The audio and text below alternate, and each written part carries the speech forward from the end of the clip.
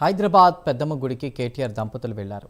ఆలయంలో అమ్మవారిని దర్శించుకున్నారు. మాజీ ఎమ్మెల్యే విష్ణువర్ధన్ రెడ్డి ఆహ్వానం మేరకు పెద్దమ్మ తల్లి టెంపుల్కు కేటీఆర్ దంపతులు వెళ్లారు. పెద్దమ్మ తల్లి ఆలయంలో ప్రత్యేక పూజలు నిర్వహించారు.